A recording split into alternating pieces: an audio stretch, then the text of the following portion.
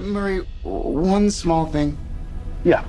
When you bring me out, can you introduce me as Joker? Send in the clowns.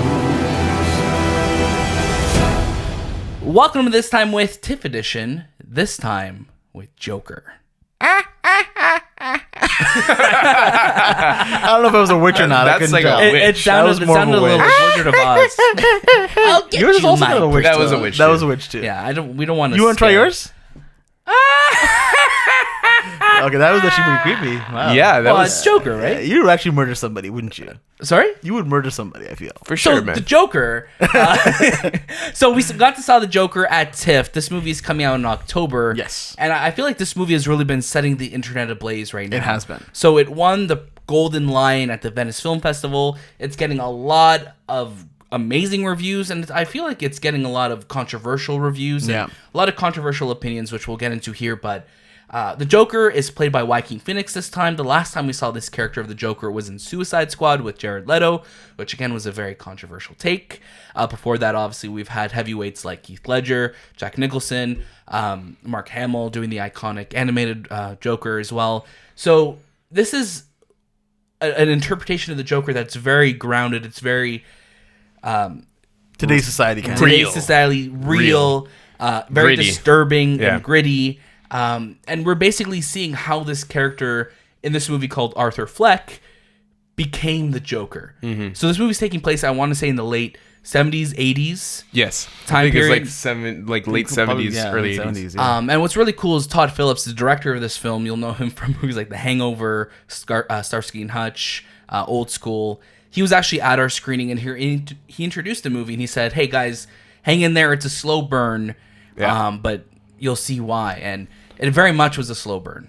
And this movie is just really seeing him kind of descend into the madness of this Joker character. So I just want to get you guys, your guys' immediate thoughts on this. What did you guys think? I liked the movie. Yeah. I really liked the performance. Yeah. I thought the performance was the major Selling point of this movie, not the story itself. I thought Joaquin Phoenix did an amazing job as a Joker. I don't know. It's hard to say if I compare him to Heath Ledger. Right. Heath Ledger's Joker was more of a he was Joker already, you know? He was Joker already. He lived that role for a very long time Yeah. in that environment. Well, this one is the rise of the Joker. Right. Or And descent of the Joker. Yeah, really, so yeah. you see this madness and this what he goes through and the visions and how he deals with, having this disorder or this illness illness in this movie as that's it's painted, affecting him. But yeah, Joaquin did an amazing job. I really like this performance. Yeah. Yeah, no, same here. It's definitely a character film. Yeah. The story really is in the background of everything. Yeah. Because it's not really driven by a story. It's driven by this character's descent into madness. Right. And with the way it's shot, the way it looks, it's not like any Todd Phillips movie you've seen before. Definitely inspirations from Martin Scorsese. You got Taxi Driver influences, King of Comedy. King of Comedy, Raging Bull. It's Yeah. very focused on the individual character. Right. And we were talking a little bit after. It's almost gave me like those not inspirations, but it reminded me of Once Upon a Time in Hollywood, where it's not really the story that's happening. It's just seeing these characters reacting to what's happening to Right. them. But yeah, I'll let you. Yeah, continue there. and it's just every character kind of brings in this movie, but definitely Joaquin is taking you on this ride. Where that's kind of where I think that some people might have issues with it because they're thinking, "Cool, I'm going to go into this, DC Comics movie. Right. I'm going to be seeing bang, bang, bang action, or at least just some craziness." It does take a while to get to that point, though. Right, it does, and just like what Shay's saying, the action, it's one of those movies that I couldn't stop watching in terms of just like I was so enthralled of what was happening in Joaquin's performance because there's such subtleties that he does that just deeply unnerves you the entire time you're watching this, and I felt so like disturbed and uncomfortable. That being said, as well, because we knew the kind of take he was going to bring to this, it wasn't that this movie didn't surprise me. It's exactly what I expected, and I expected something that was disturbing and weird and freaky and of a slow burn. It's exactly what I expected it was going to be, and that's why I think I liked it so much. And his performance is terrifying. Yeah, it very really terrifying. is really, really scary. And The descent into madness yeah. is crazy. and we've been seeing a lot of controversial opinions on this and Yep. what people think, like, is this going to affect society? It very much does, I guess. I don't know if it's reflective of society, but maybe because the same issues that are happening in, I guess, in the 80s are still happening now. So that's why people draw comparisons to it, like guns being so easily available and resources for people who are looking to talk to somebody being cut and stuff like that. I know Yep. like things like that still happen today. So I think that's why people draw parallels, but I don't think this is going to be really... I just think it's silly at the end of the day. Like, Yeah. I think when you try to, like, really prod a film or prod artistic vision and say, hey, like, you know, this movie should have been made. It's like, no, this movie is highlighting these issues that we have in the world. Sure. Let's fix those issues. Let's stop making guns so accessible. Let's stop cutting funding for mental health awareness, you know? Right. Like, really bring attention to that. This movie's not trying to inspire people to become the Joker. No, not It's at not all. showing a glamorous lifestyle. No. So at no point should we be saying, oh, yeah, we shouldn't watch this movie because people are going to walk out turning into the Joker. Right. No, it's our job as society, and our job as citizens of this world to make sure that's not happening out there by practicing what we believe in. Well said, well said. Yeah. It's funny that, like, when Todd Phillips was pitching this movie, it's like to Warner Brothers, they were obviously having some Oh yeah, they were worried a little bit. Obviously, that I think that one of the famous quotes that he said about this is like, yeah, we sell Joker pajamas at Target. Like, Right. how are you going to make this very R-rated film? Right. And like this isn't a movie for kids at all. He, Not at all. he You know? did mention he wanted to create a Like a DC Black line. a DC Black line, like Right. like a brand that's, we'll say, the max version of those characters. Yeah. Would have been cool. It's actually like he actually thought of more than one story from what he said in that and Q&A. having different directors who Yeah. he would want to have them.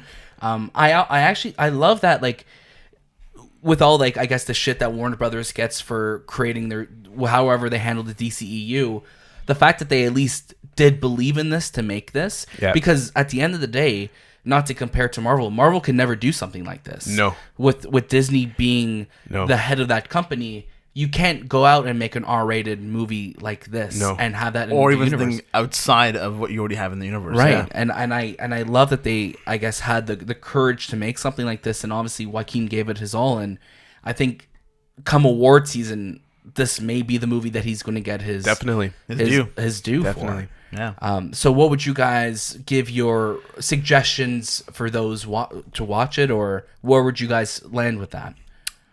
If you're a Joker fan and you love, like, the character, I think it's a must watch for Yeah. you. This movie's not meant for everyone No, it's not. because it is a slow burn. Definitely. So I can't say to everyone's gonna be able to watch it and, like, sit through it. Right. But if you're a Joker, you love the Joker, you like that character, this movie is what you want. Yeah, I would say pretty much the same thing with anything you said. I'd say for general audiences, though, you're probably safe to stream it at home because there's nothing about this film that screams you have to go to a theater to see it. I really like this movie, but at the end of the day, I know that majority of people that will watch it will be either disturbed or feeling like, maybe I should just watch this at home, and had moments to pause and, like, grab some Right. drink or whatever. And take a break from it and stuff. Yeah, I'm very much in the same vein of you guys. I think I really love this movie. I've been thinking about it a lot. We saw it a couple days ago, or 2 days ago now. His performance, I think, is worthy enough of going to a theater to see it. I think if you want, because I think this movie, again, we're still like a month away from it being released. It's one of those films that is going to have such a conversation with people. So if you want to be part of that conversation, definitely go see it in theaters. Yep. If it's something that, if you don't like slower movies, because again, this movie does Take its time. it does take its time, like, to really wind up, but once it does, like, you're in it.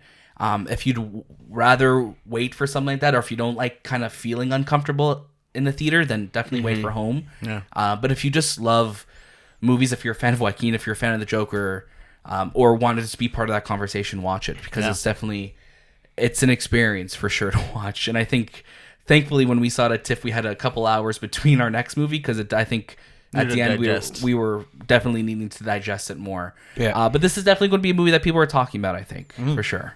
Very cool. Yeah. Well, again, you can catch more of our TIFF coverage either on the podcast services, YouTube, wherever you get your information. And we'll have some more reviews coming up. That was This Time. And we'll see you next.